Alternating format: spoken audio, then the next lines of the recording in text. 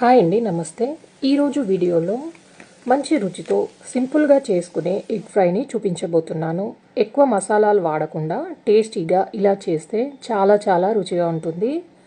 Egg ఫ్రైని చాలా రకాలుగా చేస్తుంటాం కదా, ఇలా నేను చూపించినట్టు ఒకసారి ఈ ఎగ్ ఫ్రైని ఇంట్లో తప్పకుండా ట్రై చేయండి.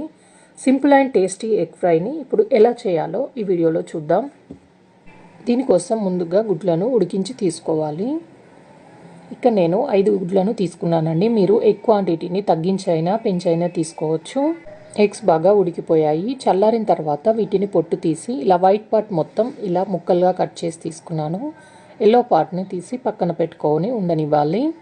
ఇప్పుడు స్టవ్ మీద ఒక కడాయి పెట్టుకొని దాంట్లో 3 to 4 టేబుల్ స్పూన్ వరకు ఆయిల్ వేసుకోవాలి. ఈ ఎగ్ ఫ్రైకి కొంచెం ఆయిల్ ఎక్కువగానే పడుతుందండి.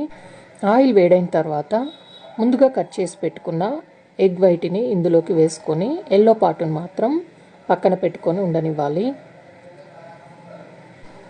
ఇప్పుడు దీంట్లో 1/2 టేబుల్ స్పూన్ వరకు ఉప్పు, 1/2 టేబుల్ స్పూన్ వరకు కారం, మీరు రుచికి సరిపడా కారం వేసుకొని దీంట్లో 1/2 టేబుల్ స్పూన్ వరకు పసుపు వేసుకొని ఒకసారి కలుపుకొని వీటిని ఫ్రై చేసుకోవాలి.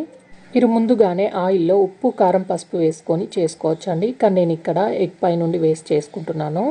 ఇలా ఎగ్ ముక్కల్ని ఆయిల్లో బాగా వేయించుకోవడం వల్ల తినేటప్పుడు క్రిస్పీగా చాలా టేస్ట్గా ఉంటాయండి. ఇవి వేగిన తర్వాత వీటిని తీసి ప్లేట్లోకి పెట్టుకొని ఉండనివ్వాలి. ఇప్పుడు అదే ఆయిల్లోకి ఇక్కడ నేను ఒక 4 పెద్ద ఉల్లిపాయల్ని ఇలా చిన్న ముక్కల్లాగా కట్ చేసి తీసుకున్నాను.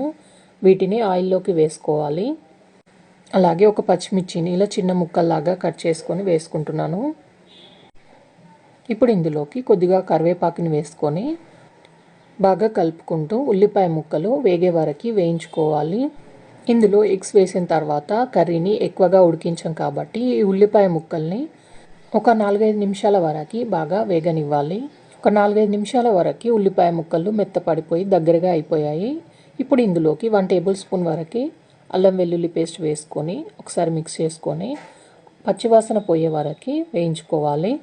అల్లం వెల్లుల్లి పేస్ట్ పచ్చివాసన పోయిన తర్వాత ఇప్పుడు 1/2 టేబుల్ స్పూన్ వరకు పసుపు, 1 టేబుల్ స్పూన్ వరకు కారం, మీరు రుచికి సరిపడా కారం వేసుకొని రుచికి సరిపడా ఉప్పు వేసుకోండి. నేను ఇక్కడ 1/2 టేబుల్ స్పూన్ వరకు వేసుకుంటున్నాను. 1 టేబుల్ స్పూన్ ధనియాల పొడి, 1/2 టేబుల్ స్పూన్ వరకు గరం మసాలా, ఇవన్నీ వేసుకొని మొత్తం ఉల్లిపాయ ముక్కలకి బాగా కలిసేటట్టుగా మిక్స్ చేసుకోవాలి.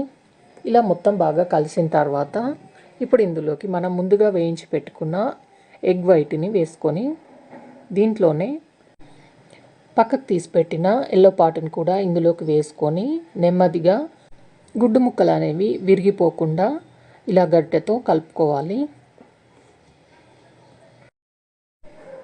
ఇలా ఎగ్స్కి మొత్తం పట్టేటట్టుగా కలుపుకున్న తర్వాత ఇప్పుడు దీనిపైన మూత పెట్టేసి ఒక 3-4 నిమిషాల వరకు మంటని లో ఫ్లేమ్లో పెట్టి ఒక 3-4 నిమిషాల తర్వాత మూత తీసి దీనిపై నుండి చిన్నగా కట్ చేసుకున్న కొత్తిమీరను వేసుకొని నెమ్మదిగా మొత్తం కలుపుకోవాలి. మీకు ఈ ఎగ్ ఫ్రై కొంచెం పొడిగా కావాలంటే మంటని హై ఫ్లేమ్లో పెట్టి ఒక 2 నిమిషాల వరకు కలుపుతూ ఉండండి, పొడిగా వస్తుంది. ఈ టైంలోనే స్టవ్ ఆఫ్ చేసి దీన్ని వేడివేడి అన్నంలో వేసుకొని తింటే చాలా టేస్ట్గా ఉంటుందండి.